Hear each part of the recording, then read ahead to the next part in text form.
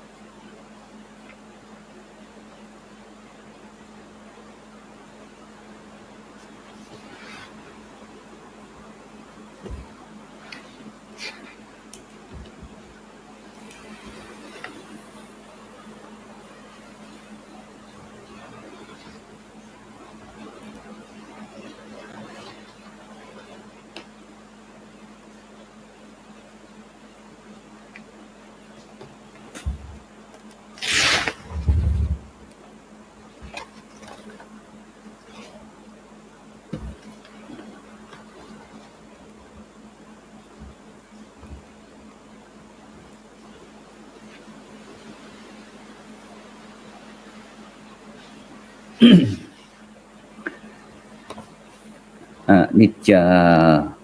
สังขาราว่าบ่เที่ยงเกิดเต้าใด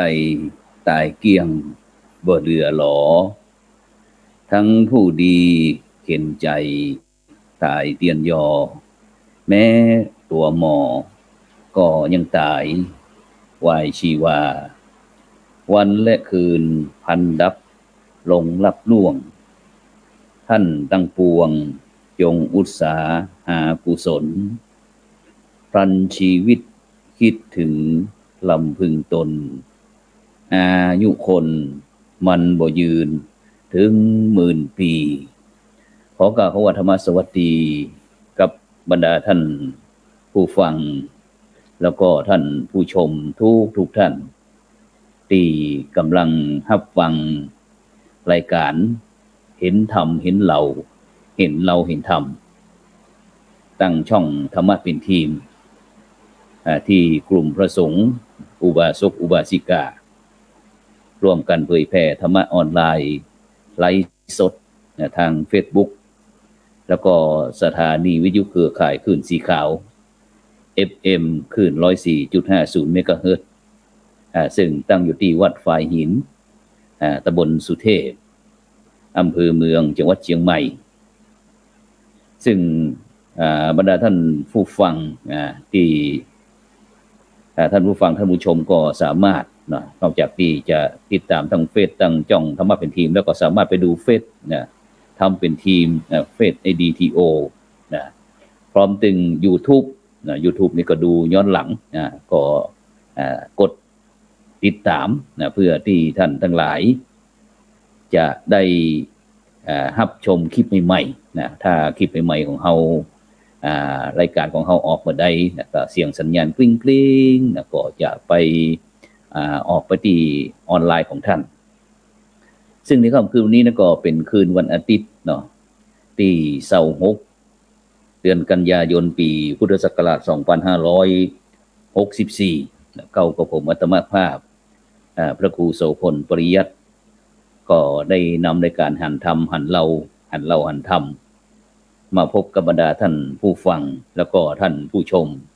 เป็นประจำทุกคืนวันอาทิตย์ก็เวลาตั้งแต่2 ทุ่มเป็นต้นไปจนถึงเวลาประมาณ3 ทุ่มซึ่งบรรดาท่านผู้ฟัง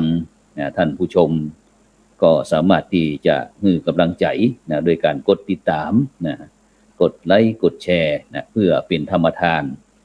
ยิ่งแชร์ไปนักต่อได้ก็ยิ่งได้บุญนักต่ออันหรือว่าจะร่วมบริจาคเป็นสาธารณกุศลชื่อบัญชีนั้นก็ออมบุญออมธรรมวันละบาทตั้งธนาคารไทยพาณิชย์หรือว่าเลขที่บัญชีก็145244700-8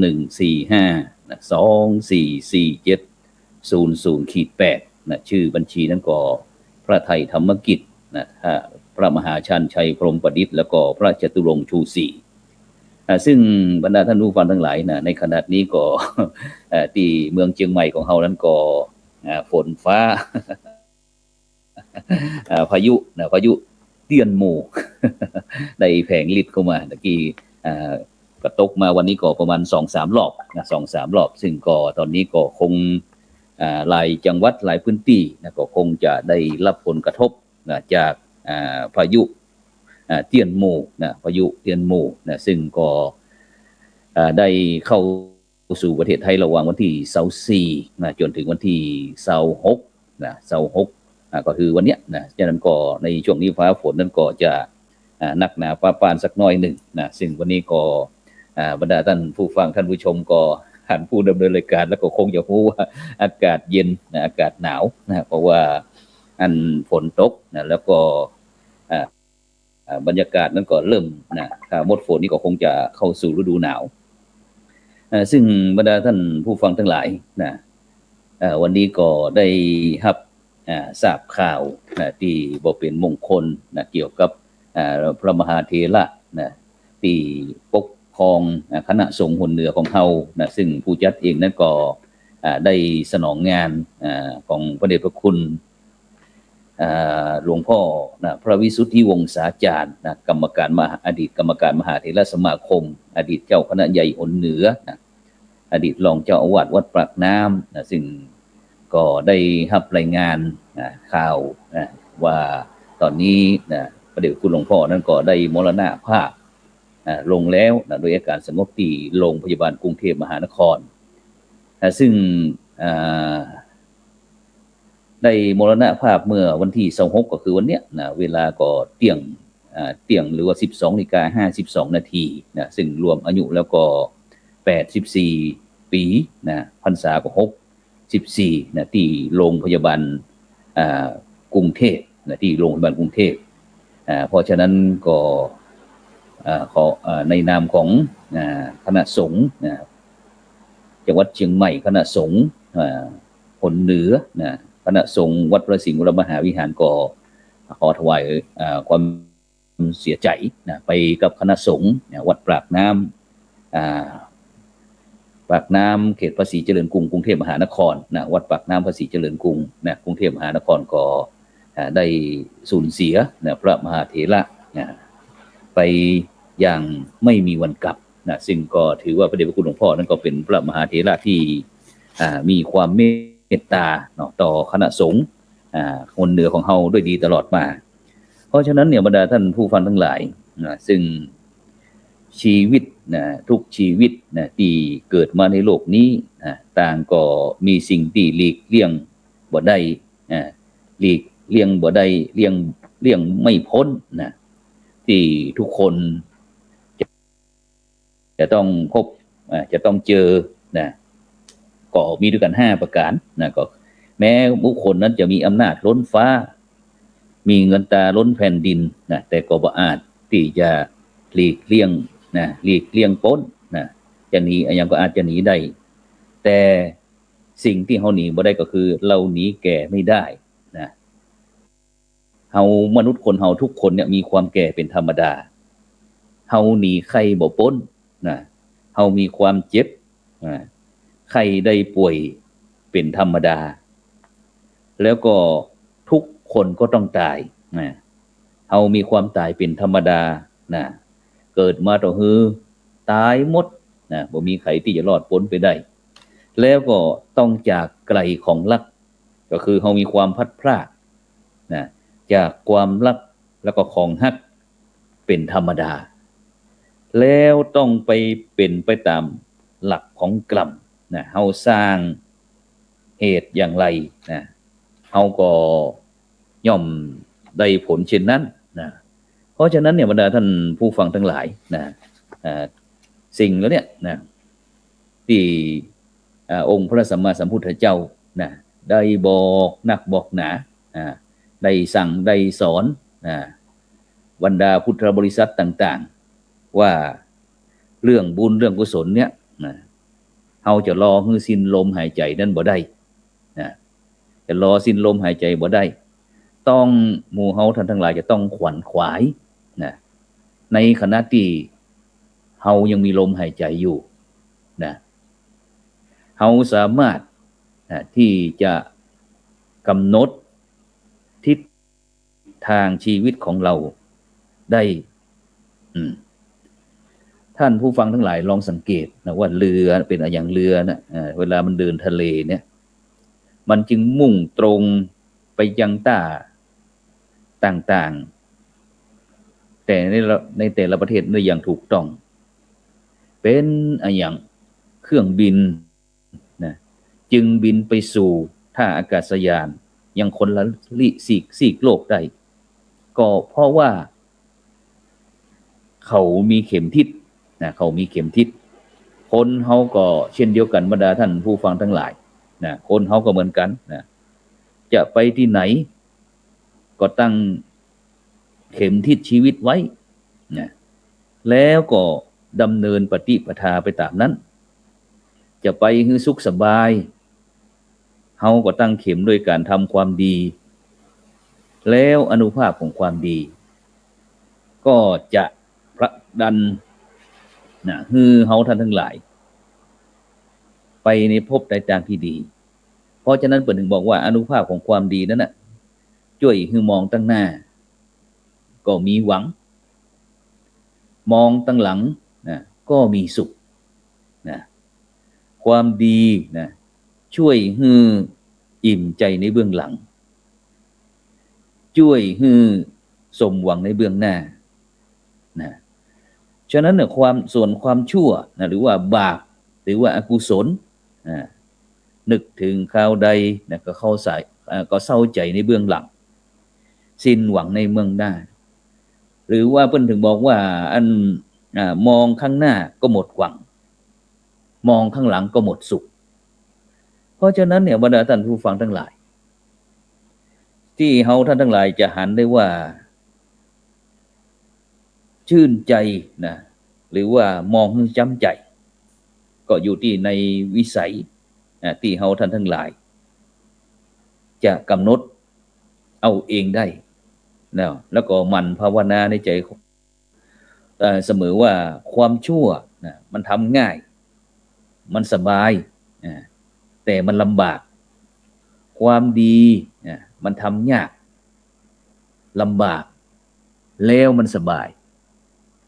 ฉะนั้นเนี่ยบรรดาท่านผู้ฟังทั้งหลายความชั่วทำง่ายสบายและลำบากความดีทำยากลำบากและสบายซึ่งสิ่งตรงนี้บรรดาท่านผู้ฟังทั้งหลายเป็นสิ่งที่เฮาท่านทั้งหลายจำเป็นที่จะต้องมาพิจารณา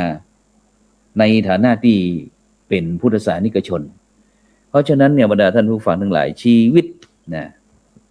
ทุกชีวิตที่เฮาได้เกิดมาแล้วก็จะต้องมันใจชีวิตของเฮาให้มันคุ้มค่าเกิดมาแล้วอย่าให้เสียชาติเกิดมันสร้างอนุสาวรีย์อนุสาวรีย์ให้แก่ชีวิตของเฮาเพราะว่าโดยเฉพาะเรื่องคุณงามความดีบุญกุศลต่างๆที่เฮาท่านทั้งหลายได้รับฟังอย่างรายการเห็นธรรมเห็นเราเห็นธรรมอย่างเนี้ยก็นำไปประพฤติปฏิบัติมันปฏิบัติหน้าที่ของพุทธบริษัทของเราเนี่ยคือสมบูรณ์แบบโดยเฉพาะเรื่องการให้ทานการรักษาศีลการเจริญจิตภาวนาซึ่งโดยเฉพาะตะกี้นั้นก็ได้เปิดสปอร์ตเกี่ยวกับเรื่องการอยู่บ้านสร้างบุญตลอดพรรษาออนไลน์ ซึ่งทาง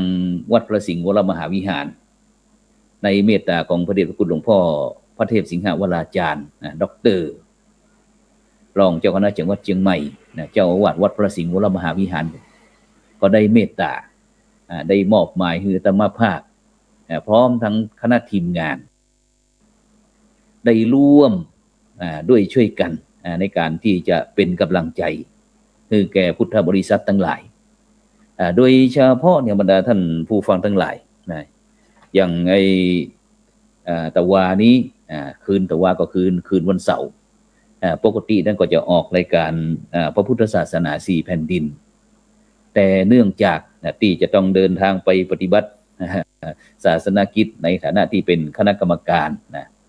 โครงการหมู่บ้านรักษาศีล5หนเหนือก็สนองงานของพระเดชพระคุณหลวงพ่อพระวิสุทธิวงศาจารย์พร้อมถึงคณะสงฆ์ไทยของเราที่จะต้องดูแล16จังหวัดภาคเหนือบอกว่าจะเป็นตึงจังหวัดแม่ฮ่องสอนลำพูนเชียงใหม่เชียงรายพะเยาเมืองน่านเมืองแปร่ลำปางอุตรดิตถ์นั่นสุโขทัยพิษณุโลกเพชรบูรณ์พิจิตรนครสวรรค์กำแพงเพชรแล้วก็ตากซึ่งด้วยการนำของพระเดชพระคุณหลวงพ่อพระเทพรัตนนายกพร้อมถึงคณะกรรมการโครงการหมู่บ้านรักษาศีล5ตนแบบหนเหนือของเขาเนี่ย16จังหวัดภาคเหนือของเขาเนี่ยก็ได้ออกปฏิบัติงานมันแต่วันที่13สิงหาคมแต่เดือนสิงหาคมมาบรรดาท่านผู้ฟังทั้งหลาย13สิงหาคมนี่ก็ไปตรวจเยี่ยมที่จังหวัดแม่ฮ่องสอนที่บ้านโป่งหมู่12ตำบลบ้านกาดอำเภอแม่เสลียงจังหวัดแม่ฮ่องสอนวันที่13สิงหาคมในภาคบ่ายแล้วก็ไปที่บ้านเราดูหมู่ที่1ตำบลหนองยวงอำเภอเวียงหนองร่องจังหวัดลำพูนวันที่14วันที่14นี่ก็ไปที่จังหวัดเชียงใหม่ก็บ้านแม่ห้อยเงินหมู่ตำบลแม่ห้อยเงินอำเภอดอยสะเก็ดจังหวัดเชียงใหม่ส่วนในภาคบ่ายนั้นก็ไปที่บ้านศรีดอนใจหมู่7ตำบลศรีดอนใจอำเภอเชียงของจังหวัดเชียงรายวันที่17แล้วก็พักเรา17ก็ไปที่บ้านล้องเก่าตำบลล่มเย็นอำเภอเชียงคำจังหวัดพะเยาแล้วก็ในภาคบ่ายก็ไปที่บ้านนาหวายตำบลบ่อแก้วอำเภอนาหมื่นจังหวัดพะเยาจังหวัดน่านนาหมื่นจังหวัดน่านแล้วก็วันที่18นั้นก็ไปที่บ้านล่องเย็นตำบลทุ่งน้าวอำเภอ2จังหวัดแพร่ในภาคบ่ายก็เป็นบ้านจั่วกลางตำบลสมัยอำเภอซบปาบจังหวัดลำปางแล้วก็พักไปก็เป็นวันที่24วันที่24กันยายนสิงหาคมนี่ก็ไปบ้านฝากนาตำบลบ้านโคกอำเภอบ้านโคกจังหวัดอุตรดิตถ์วันที่26ไปบ้านวังตามนตำบลนาขุนไกอำเภอศรีสำโรงจังหวัดสุโขทัยซึ่งในขณะนี้ก็อย่างสุโขทัยที่ศรีสำโรงนั้นก็ได้รับผลกระทบจากเตี้ยนหมู่พายุเตี้ยนหมู่ก็ท่วมเช่นเดียวกันแล้วก็วันที่26ในภาคบ่ายก็ไปที่บ้านคลองช้างใหม่ตำบลวัดโบสถ์อำเภอวัดโบสถ์จังหวัดพิษณุโลกแล้วก็พักไปวันที่2กันยายนนี่ก็ไปบ้านหนองไม้สอตำบลบ่อลังอำเภอวิเชียรบุรีจังหวัดเพชรบูรณ์ในภาคบ่ายก็ไปที่วัดพร้าวตำบลวัดขวางอำเภอโพทะเลจังหวัดพิจิตรวันที่3นั่นก็ไปบ้านหนองกระดูกเนื้อตำบลหนองนมวัวอำเภอลาดยาวจังหวัดนครสวรรค์แล้วก็พักไปจนถึงวันที่24วันก่อนนั่นก็วันที่24กันยายนก็ไปที่บ้านทุ่งโพทะเลกลางตำบลนิคมทุ่งโพทะเลอำเภอเมืองจังหวัดกำแพงเพชรแล้วก็ตะวานี่ก็ไปที่วันที่25กันยายนนี่ก็ไปที่บ้านอุ้มฝางบ้านอุ้มฝางไปบ้านอุ้มฝางตำบลอุ้มฝางอำเภออุ้มฝางจังหวัดตากซึ่งบรรดาท่านผู้ฟังทั้งหลายลองพอดูทางลงโค้งซ้าย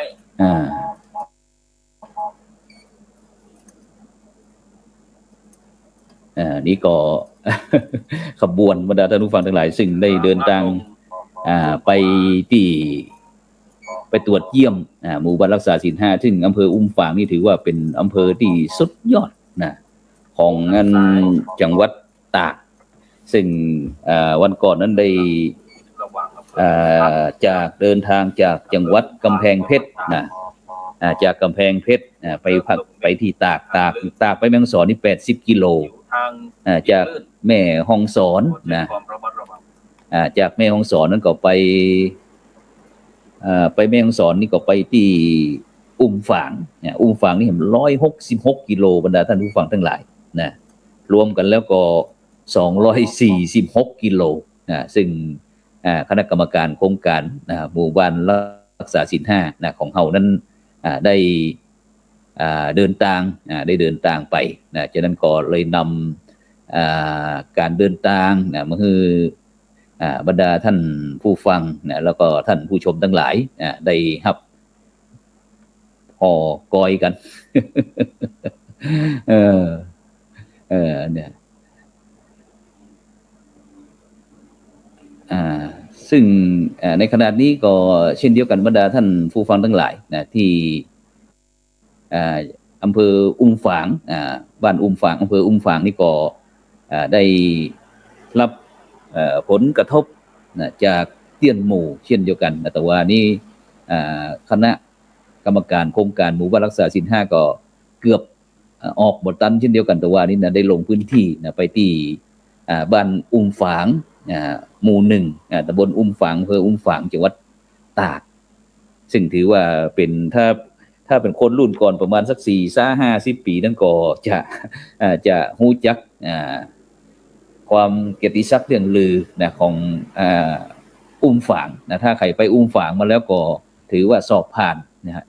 แม้แต่ผู้จัดเองก็เช่นเดียวกันบรรดาท่านผู้ฟังทั้งหลายก็ครั้งแรกในชีวิตครั้งแรกในชีวิตที่ได้เดินไปทางที่อำเภออุ้มฝางผางผอพึ่งผออางอผางผางปฏิบบ่ใช่ฝางนี่จะอยู่อำเภอฝางที่เชียงใหม่ด้านเหนือนี่แต่ที่จังหวัดตากนั่นก็ผางอุ้มผางที่เป็นที่สถานที่ท่องเที่ยวติดโดยเฉพาะน้ำตกทีโลซูถือว่าเป็นที่ขึ้นชื่อลือชาเป็นน้ำตกที่สวยงามที่สุด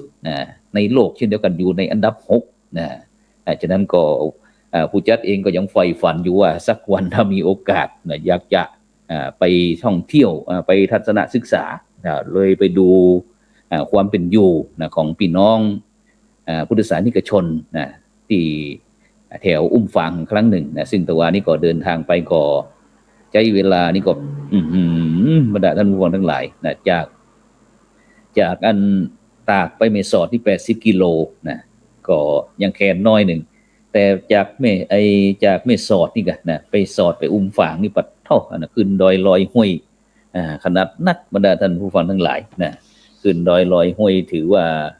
เป็นสุดยอดของความท้าทายซึ่งแต่ว่านี่ก็ท่านนายอำเภอพร้อมตึงหลวงพ่อเจ้าคณะจังหวัดก็คือหลวงเจ้าคุณประสิทธิ์ศรีละคุณรักษาการเจ้าคณะจังหวัดตากเพิ่นก็ได้พร้อมตึงท่านสุพัฒน์เมืองมัจฉาผู้อำนวยการสำนักงานพุทธศาสนาจังหวัดตากก็ได้ลงพื้นที่โดยกันนั่นก็ได้ทำหน้าที่คือเสร็จสมบูรณ์เพราะว่าที่บ้านอุ้มผางบ้านอุ้มผางอำเภออุ้มฝางจังหวัดอำเภอฝาง อำเภออุ้มฝางจังหวัดตากก็ถือว่าเป็นที่สุดท้ายในปีนี้ก็ภารกิจเรื่องเกี่ยวกับเรื่องการตรวจเยี่ยมโครงการหมู่บ้านรักษาศีล5ประจำภาคเหนือหรือว่าหนเหนือ16จังหวัดภาคเหนือเขาก็เสร็จสมบูรณ์ด้วยดีฉะนั้นก็ในช่วงนี้ก็ผู้จัดเองก็คงจะได้อันเรียบเรียงเตรียมที่จะทำเป็นสรุปรายงานเข้ารูปเล่มเพื่อที่จะได้ประเมินที่คณะกรรมการได้ลงไปแล้วก็ซึ่งก็เป็นการกำหนดตามแผนยุทธศาสตร์ชาติ20 ปีซึ่งก็กำลังดำเนินการมาประมาณ 6-7 ปีซึ่งก็วันนี้ก็พี่น้องที่บ้าน อุ้มผางอำเภออุ้มผางจังหวัดตากนั้นก็ได้รับผลกระทบเช่นเดียวกันวันนี้ก็มีตึงทหารตำรวจต่างๆจังจากอันแม่สอดนี่แหละเข้าไปร่วมด้วยช่วยกันเข้าเราไปด้วยช่วยกันก็คือตึงฝ่ายบ้านเมืองตึงทหารต่างๆก็เข้าไปช่วยกันในการที่จะขนของของพี่น้องบ้านอุ้มผางจังหวัดตากเขานั่นนะก็มีหน่วยเฉพาะกิจทหารราบที่4อำเภอแม่สอดก็ป่าตึงจิตอาสาต่างๆก็เข้าไปร่วมด้วยช่วยกันในการที่จะไปช่วยเหลือซึ่งระหว่างนี้ก็ไปก็ทางโครงการหมู่บ้านรักษาศีล5ปันสุขก็ได้นำถุงยั้งชีพ80 ถุงไปมอบให้80 ครอบครัวซึ่งทางกรรมการหมู่บ้านรักษาศีล5นั่นก็มี50 ครอบครัว50 ชุดแล้วก็ศิษยานุศิษย์พระเดชพระคุณหลวงปู่พระพรหมมงคลหลวงปู่ทองสิริมังคโลอดีตประธานคณะกรรมการโครงการหมู่บ้าน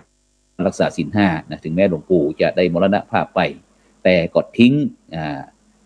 ล่องลอยคุณงามความดีในการประพฤติปฏิบัติต่างๆไว้ให้คณะกรรมการของเฮาซึ่งก็มีท่านอาจารย์เจ้าคุณพระศรีศิลปาจารย์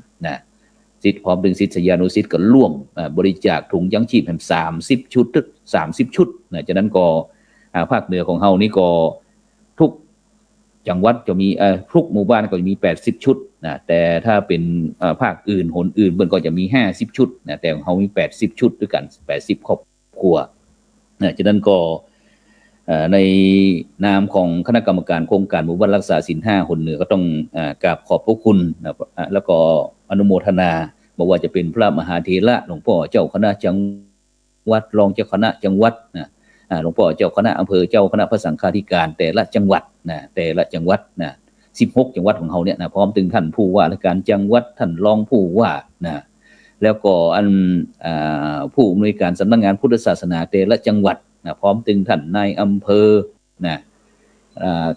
กำนันผู้ใหญ่บ้านโรงกระทรวงสาธารณสุขนั่นวัฒนธรรมจังแต่ละจังหวัดพร้อมถึง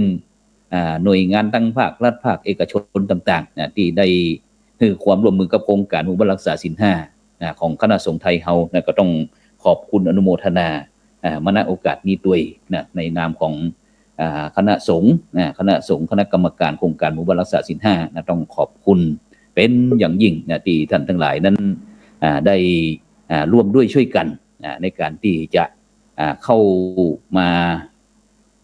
ในการที่จะร่วมบำบัดทุกข์บำรุงสุขคือกับพี่น้องประชาชนคนไทยของเฮาเพราะฉะนั้นก็เป็นประจำทุกคืนทุกคืนวันอาทิตย์ทุกคืนวันอาทิตย์ก็จะมีพระมหาเถระที่ได้เมตตามาร่วมด้วยช่วยกันในรายการเห็นธรรมเห็นเราเห็นธรรมซึ่งวันนี้ก็มีท่านอาจารย์พระครูธีรสุตพจน์ด็อกเตอร์ผู้ช่วยอธิการบดีมหาวิทยาลัยมหาจุฬาลงกรณราชวิทยาลัยวิเขตเชียงใหม่เจ้าคณะตำบลสุเทพเขต1เจ้าอาวาสวัดผาลาดตำบลสุเทพอำเภอเมืองจังหวัดเชียงใหม่ก็จะเข้ามาร่วมกับหมู่เฮาต่อยฉะนั้นก็นมัสการครับผมจะมืดๆหน่อยนะคุมมุมอยู่นี่นะตอนนี้ก็จะไปซองครบซองเขียดนำใจนะไลฟ์สดจากอันกำลังเดินทางกลับกันเนาะวันนี้อาจารย์ทักทายกับบรรดาท่านผู้ฟังท่านผู้ชมที่กำลังติดตามรายการเห็นธรรมเห็นเราเห็นธรรมทางช่องธรรมะเป็นทีมแล้วก็คลื่นวิทยุ 104.50 เมกะเฮิรตซ์วัดไฟหินด้วยครับกราบนิมนต์ครับผมครับผมไปสาท่านอาจารย์พระครูและก็ขอเอาไว้สาบารมีธรรมของครูบาอาจารย์รูปทุกองค์แล้วก็เจริญพรญาติโยมท่านสาธุชนทุกท่านต้องครับผมวันนี้ต้องขอบคุณท่านอาจารย์พระครูโสพลที่ได้นิมนต์ขึ้นมาผู้จ๋ามาพบปะกับเราท่านต่างหลายทางออนไลน์ครับก็ต้องขอสุมาโดยเพราะว่ามาเต้นที่สารปีแล้วก็เข้ารายการไปหน่อยครับไปงานที่สารปีนะครับก็บอกเป็นอย่างครับเพราะว่า ในปัจจุบันนี้การออนไลน์ของเขาก็สามารถที่จะอยู่ที่ไหนออนแอร์ก็ได้นะครับซึ่งวันนี้ท่านอาจารย์ดร.พระครูธีรสุตพจน์นี่ถือว่าเป็นพระมหาธีระรูปหนึ่งที่ผู้จัดเองก็เคารพในคุณธรรมจริยธรรมนะวัดปฏิบัติของท่านอาจารย์ซึ่งเป็นผู้ช่วยอธิการบดีมจร.วิทยาเขตเชียงใหม่นะแล้วก็เป็นเจ้าคณะตำบลสุเทพนะเขตหนึ่งแล้วก็เจ้าอาวาสวัดผาลาดนะซึ่งก็บรรดาท่านผู้ฟังท่านผู้ชมก็คงจะรู้จักดีว่านักเตะเสียงทองอีกแล้วนะ ตกน้ำบ่อนี่เอาไม้ล่อนี่ขึ้นได้เลยคุณว่านะฉะนั้นตอนนี้อาจารย์กำลังเดินทางครับเป็นจะได้พ้องฮะผลกระทบวันนี้บินเตี้ยนหมู่เป็นจะได้พ้องตอนมามีฝนครับแต่ตอนปิกฝนยั้งนะครับท่านอาจารย์ครับตอนนี้ในเมืองของเขาก็ยังตกอยู่ครับตอนนี้เมืองตกอยู่ครับที่สระปีตอนนี้เงียบแล้วครับผมอ๋อครับผมครับซึ่งผมได้ติดตามนะครับติดตามผลงานของอาจารย์ตลอดนะครับก็มีคณะสัตยาติโยมนะครับอยากจะฮือตั้งรายการเห็นธรรมเห็นเราเห็นธรรมนะครับได้ไปได้ได้จ๋านะครับกับท่านอาจารย์พระครูดร.ธีรสุตพจน์นะครับดร.นะครับว่ามหาสง่ามาได้ก็ได้ครับอาจารย์มหาสง่านะครับธีระวังโสเนาะครับอาจารย์สบายดีครับครับที่วัดเขาอาจารย์นอนอยู่บ้านคุณล่ะครับที่วัดผาลาดเขาครับตอนนี้ท่านอาจารย์ครับได้ช่วยขยายครับวัดผาลาดอยู่ที่ไหนท่านก็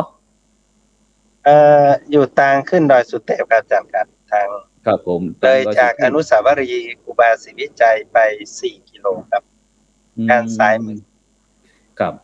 ซึ่งตอนนี้ที่วัดผาลาดนะครับถือว่าเป็นวัดเก่าแก่นะครับที่ครูบาเจ้าศรีวิชัยนี่เพิ่นได้ไปแปลงไว้นะครับเนาะในตอนที่มาไปบูรณะครับอ๋อบูรณะครับครับถ้าผาลาดนี่นะแต่ถ้าเป็นวัดสกิทาคานี่เป็นวัดที่ครูบาแปลงครับอ๋อครับผมจะอยู่เลยจากผาลาดไป1 กิโลครับผมอ๋อครับผมปัจจุบันนี้เป็นสถานีไฟป่าภูผีอ๋อเป็นวัดที่หลวงปู่ทองไปฟื้นนะครับครับผมไปฟื้นที่จริงวัดนั้นครูบาเอาเป็นสกิทาคาครับครับผมครับแล้วก็ย้อนมาที่วัดพระอาจารย์ถือว่าเป็นวัดที่เก่าแก่แห่งวัดหนึ่งครับซึ่งตอนนี้ได้หันว่าพระอาจารย์กำลังบูรณะซ่อมแซมบูรณะปฏิสังขรณ์ตึงเก่าตึงใหม่ตึงใหญ่ตึงน้อยครับอาจารย์เนี่ยอย่างของครับตอนนี้มีแผนมีแปลนจะได้ตอนแรกนี่ก็เอากระทำไปเลยเนาะครั้งแรกๆนี่นะครับแรกๆนี่ก็เอาไปหันว่าวัดไหนเปิ้นงามวัดไหนเปิ้นมีของงามๆเนาะเอากลับไปไล่พอแล้วก็ไปเรียนแบบเปิ้นอย่างหันอย่างวัดพระสิงห์งามเฮาก็เปิ้นมีสิงห์เฮาก็ค่าได้สิงห์เนาะไปหันอย่างวัดครูบาเทืองเปิ้นมีสิงห์นักเฮาก็เซาะมาแล้วก็ไปหันบางที่เปิ้นมีซุ้มเปิ้นมีเทวดาเฮาก็ไปเซาะมาก็เอามาแต่งจนที่สุดแล้วผมไปหันบ้านโยมครับที่ใกล้ๆม่อนแจ่มครับผมไปหันบ้านเปิ้นอยู่บนดอยแล้วก็เปิ้นแปลงหลังน้อยๆธรรมดาแล้วก็งามก็เลยถึงถามว่าเป็นใครเป็นคนมาออกแบบจะได้นะจะขอเปิ้นไปช่วยออกแบบกุฏิที่วัดผาลาดครับครับเพราะว่าวัดเฮาอยู่บนดอยหรอครับฉะนั้นก็ตอนนี้ก็มีการปรับปรุงครั้งยิ่งใหญ่นะครับเนาะอาจารย์ครับที่วัดผาลาดของเฮานะครับเนาะครับผมครับอาจารย์ครับอาจารย์เคยได้ยินหลวงพ่อพุทธทาสเปิ้นบอกว่าเกิดมาทั้งทีเราต้องสร้างอนุสาวรีย์ให้กับชีวิตนะครับ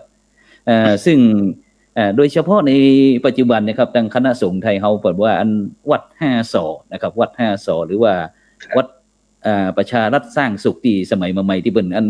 มานี่ครับแต่ก็คณะสงฆ์เฮามีวัด5 ศออยู่แล้วนะครับบอกว่าจะเป็นเรื่องการก่อสร้างห้างแปลงต่างๆนะครับแต่ก่อนนี้วันก่อนได้นั่งฟัง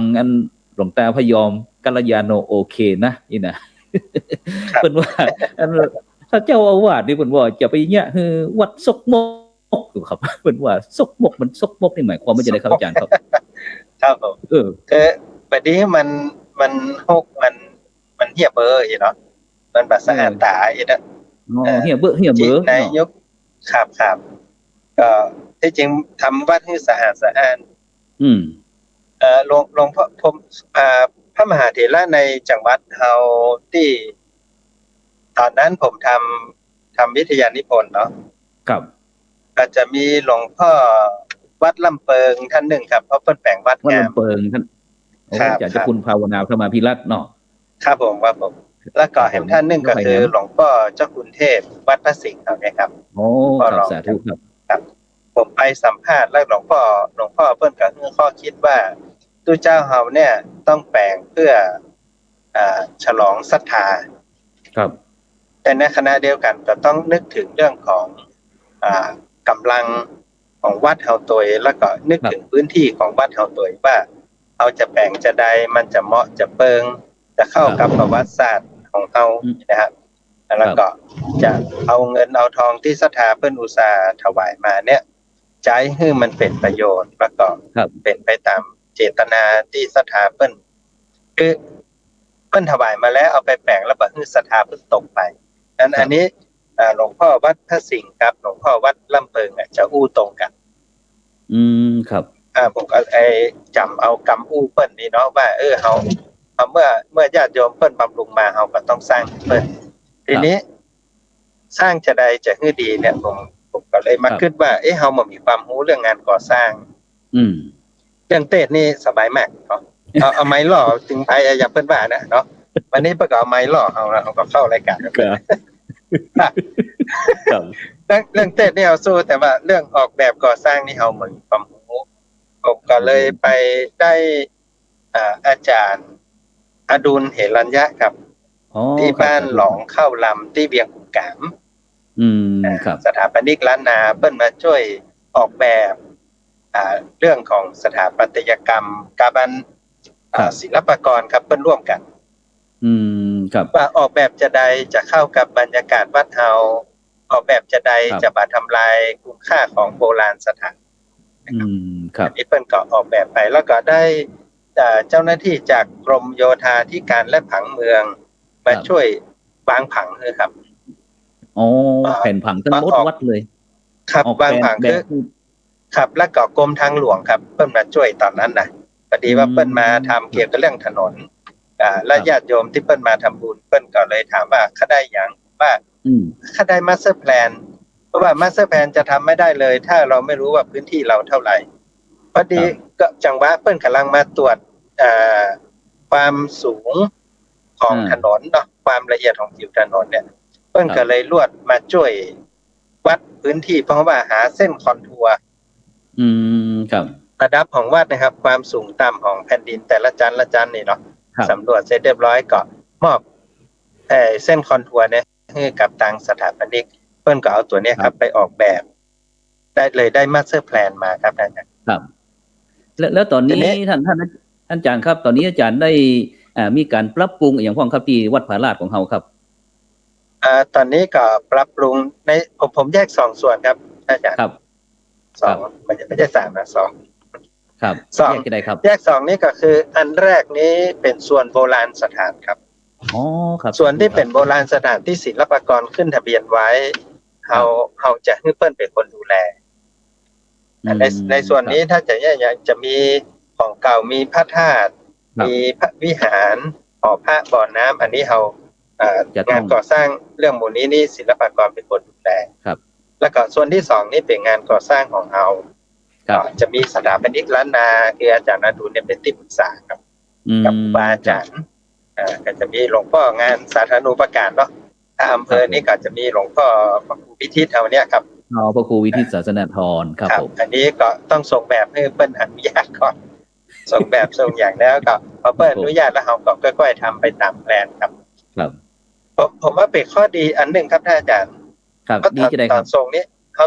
ส่งมาสเตอร์แพลนเขาส่งว่าเขามีงานก่อสร้างอย่างป้องแล้วก็เขาส่งให้หลวงพ่อหมดเลยครับครั้งเดียวครับส่งครั้งเดียวแล้วก็จากนั้นเขาก็ค่อยๆเดินไปตามมาสเตอร์แพลนที่เขาวางไว้เขาเขียนแปลนไว้ออกแปลนเรียบร้อยหมดเขาก็ส่งครั้งเดียวแล้วเขาก็ทำไปเรื่อยๆเขาจะดำเนินการก่อสร้างแต่ว่าที่เพิ่นถามเนาะ ครับ จะสร้างเมื่อใดจะแปลงเมื่อใดแปลงอย่างใดนะฮะ ครับ พอมันมีแผนที่แล้วก็เขาก็บอกว่าเขาจะค่อยๆแยะไป เพราะว่าถ้ามีเงินเขาก็ทำถ้าไม่มีเงินเขาก็พักไว้ก่อนก็ทำไปเตี้ยน้อยจะน้อยครับ ครับก็หมายความว่าเขาเขียนโครงการไว้มีโครงการแล้วก็มีรูปแบบแปลนไว้นะครับ แล้วก็อันโดยเฉพาะในปัจจุบันในวันนั้นอันได้ยินอันคุณโยมที่เปิ้นขึ้นลงคุณลงบอกว่าไปแล้วห้องน้ำงามงามเหมือนว่าจะได้ห้องน้ำงามหมายจะได้ อันนี้ก็สร้างตามแบบค่ะอาจารย์ครับสร้างตามแบบคือพอเปิ้นออกแบบเปิ้นจะออกแบบหมดเลยครับถึงที่พักตู้เจ้าถึงห้องน้ำถึงที่ปฏิบัติธรรมแล้วก็เผื่อไว้ว่าในอนาคตก็แบ่งที่จอดรถโดยแบ่งทางเดินสำหรับคนเฒ่าวีลแชร์สำหรับคนพิการเนี่ยครับออกแบบไม่ขึ้นหมดเลยแล้วเขาก็ค่อยๆแยกไปครับเปิ้นว่าอันมันอาจารย์ก็ได้ยินก็ว่าอันคนเฒ่าคนแก่เปิ้นบอกว่าถ้าอยากจะอันอยากจะหันคุณความรู้ความสามารถหรือว่าศักยภาพของพระคุณเจ้าเนี่ยคือว่าบารมีนะครับบอกว่าถ้าพระคุณเจ้ามีพลังอย่างพิเศษนะครับไปสังเกตเพิ่นว่านะถ้าหมาอ้วนแมวอ้วนนี่นะครับห้องน้ำสะอาดนี่ก็ยังพูดโอ้โหกันก็เพิ่นว่าคนเฒ่ามันฝากมานะครับมันจะได้ผมก็ว่าไปพออย่างหมาไปพอหมาอ้วนแมวอ้วนแล้วก็ห้องน้ำสะอาดเอาอาจารย์เข้ารักนี่ก่อนนี่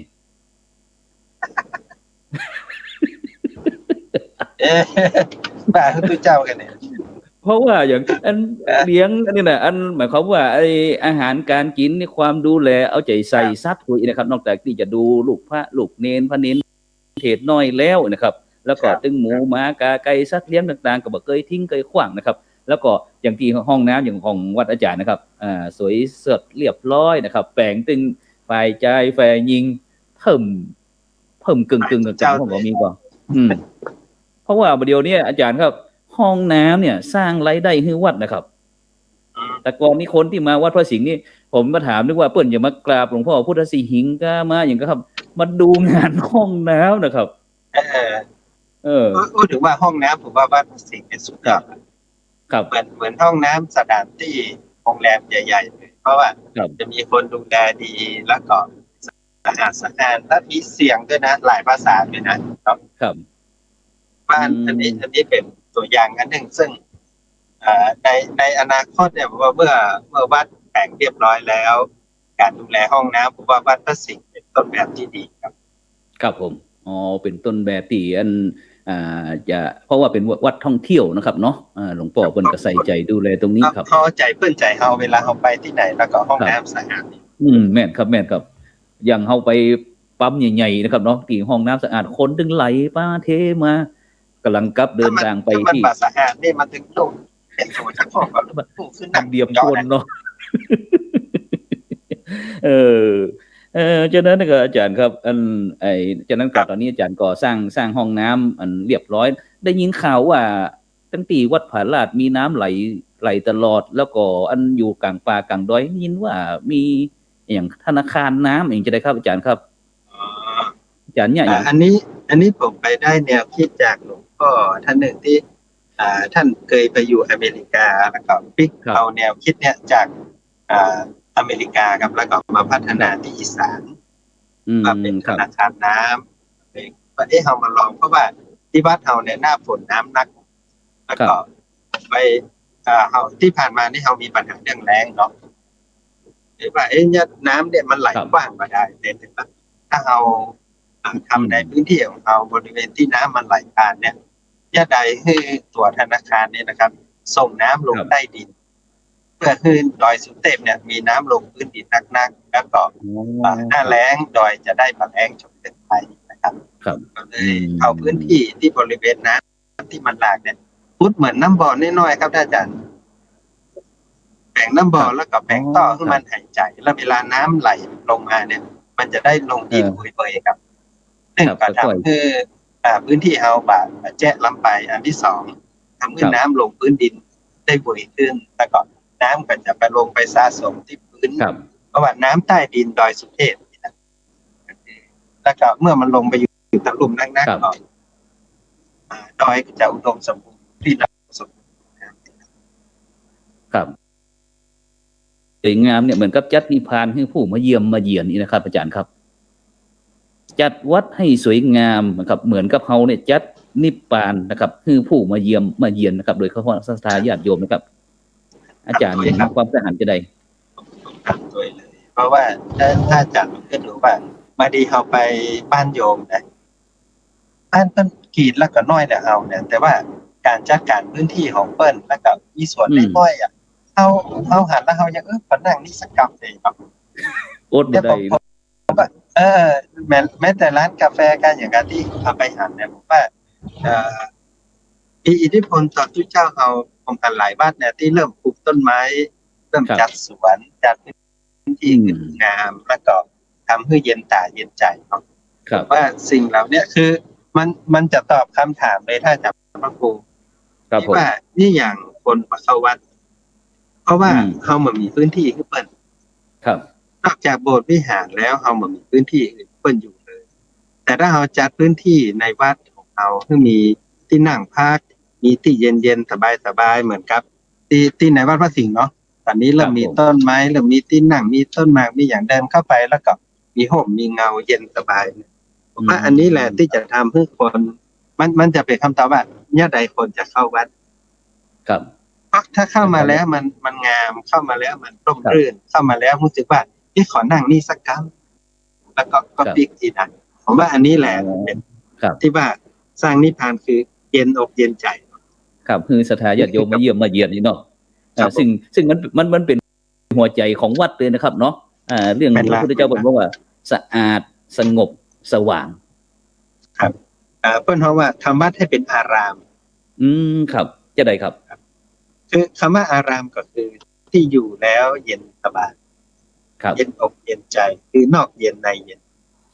ข้างนอกก็ร่มรื่นทำให้จิตใจนั้นร่มเย็นครับนั้นผมหลายคนบอกว่าแบ่งวัดก็ว่าแบ่งรีสอร์ทนะผมตอบแล้วแบ่งรีสอร์ทผมแบ่งวัดที่เป็นรีสอร์ทเพราะว่าคนไปแอลลี่ซื้อบัตรเข้ายังซื้อเนาะครับแม่นครับเข้าฟรีเนาะแต่ว่าเอาก็เอาปัจจัยที่ญาติโยมซื้อมาในการแล้วเอาก็ทำครับเพราะว่าสิ่งเหล่านี้ผมว่าถ้ามันเย็นสบายเหมือนเอาไปแอลนะที่ไหนเย็นสบายเขาก็อยากอยู่ครับมันก็จะเป็นส่วนหนึ่งที่ทำให้คนอยู่กับเราแล้วก็เพื่อนก็จะการศึกษาธรรมการปฏิบัติธรรมมันก็จะโตมากครับซึ่งมันมีสมัยหนึ่งก็แม้กระทั่งจะยกวัดไปที่ห้างก็มีนะครับอาจารย์ครับเนาะที่อันเป็นว่าครับตอนนั้นนี่เขาบอกว่าคนส่วนใหญ่แอวห้างแล้วเขาเนี่ยได้เอาทุกเจ้าไปไว้ในห้างเอาธรรมะไปไว้ในห้างนี่เนาะทุกคนเข้าไปแอวก็คืออันนั้นคือเขาขึ้นแบบการตลาดท่านอาจารย์ครับผม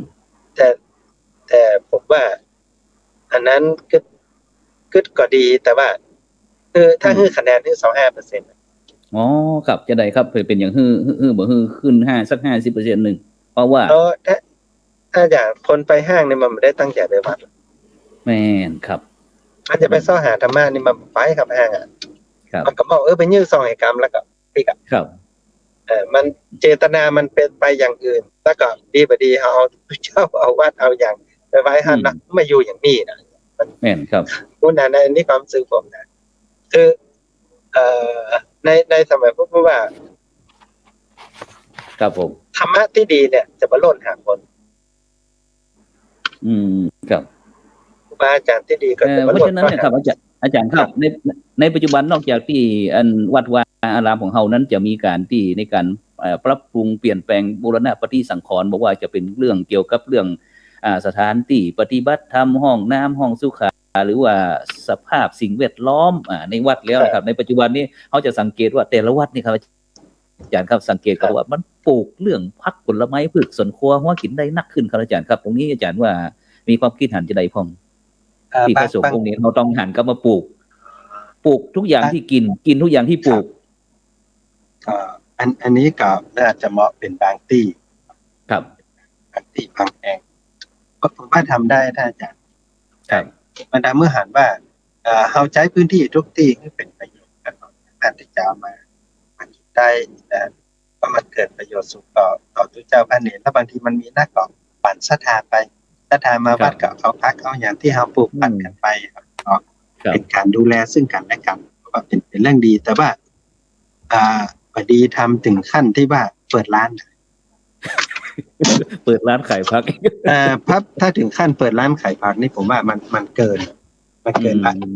เพราะว่าชีวิตของเรามันจะบัดเนื่องกับชาวบ้านนะครับมันจะกลายเป็นว่าเราเนื่องในเชิงของธุรกิจการค้าถ้ามันออกไปทางนี้นี่ผมว่าเราต้องถอยครับแต่ว่าเอามอบปลูกแล้วก็กินกันในวัดเหลือแจกจ่ายผมว่าถ้ามามกยะเหลือแจกจ่ายผมว่าอันนี้ตู้เจ้าเฮาน่าจะมาถึงประมาณนี้แต่ถ้าถึงขั้นที่ว่าเหลือแจกจ่ายขายอีนะเอาดุลเกณฑ์นี้ผมว่าอันนี้จะบ่ไหวเหมือนกันบ่ไหวแล้วจากนั้นเหลือเวลาแหบน้อยหนึ่งครับอาจารย์ครับวันนี้มีข่าวเศร้าครับที่คณะสงฆ์คนเหนือของเฮานะครับได้รับข่าวนะครับจากตั้งรายงานบอกว่าพระเดชพระคุณหลวงพ่อพระวิสุทธิวงศาจารย์นะครับอดีตนะครับกรรมการมหาเถรสมาคมอดีตรองเจ้าอาวาสนะครับวัดปากน้ำกับภาษีเจริญกรุงเทพมหานครแล้วก็อดีตเจ้าคณะใหญ่คนเหนือของเฮานั้นได้มรณภาพคณะสงฆ์ของเฮาก็เลยตกสักว่าเหมือนกันครับเพราะว่าได้สูญเสียพระมหาเถระที่เป็นร่มโพล่มไทรนะครับในฐานะที่อาจารย์เคยสนองงานของพระเดชคุณหลวงพ่ออาจารย์อยากจะให้อาจารย์ได้อู้ถึงบทบาทของหลวงพ่อสักน้อยหนึ่งครับผมจำคำของหลวงพ่ออยู่2ประโยคหนึ่งที่หลวงพ่อเพิ่นพูดนะครับเพิ่นว่าสมัยก่อนอยากกินสมัยเราเป็นเณรอยากกินแต่ไม่มีของพอโตมาเป็นพระมหาเถระมีแต่ของแต่ไม่อยากกินเพิ่นก็เลยว่าเมื่อเฮามีนะเฮาต้องคิดหาเณรน้อยที่เขาบ่มีโอกาสนั้นเมื่อเรามีมากๆต้องคิดถึงลูกหลานผ่านน้อยมีโอกาสก็แบ่งปันอันนี้เป็นคำพูดจากหลวงพ่อเนาะอันที่2ผมเคยถามเพิ่นที่วัดพระสิงห์นะครับพ่อมาแล้วตอนนั้นเพิ่นพักอยู่แล้วก็ผมเห็นเพิ่นบ่ค่อยสบายครับผมถามว่าหลวงพ่อครับหลวงพ่อเหนื่อยไหมเพิ่นว่าเหนื่อยแต่เรามีหน้าที่เราต้องทำตราบใดที่มีหน้าที่แล้วเรามีแรงจะพระคุณสมเด็จพระมหารัชมังคลาจารย์บอกว่าห้ามอดมีหน้าที่ห้ามอดดังนั้นทำหน้าที่ให้ถึงและสิ่งที่เพิ่นอู้ครับท่านอาจารย์ครับเอาหันเพิ่นทำจนตลอดเลยครับวันนี้อย่างที่ท่านอาจารย์พระครูว่าเนาะครับผมตกใจครับเพราะว่าเอา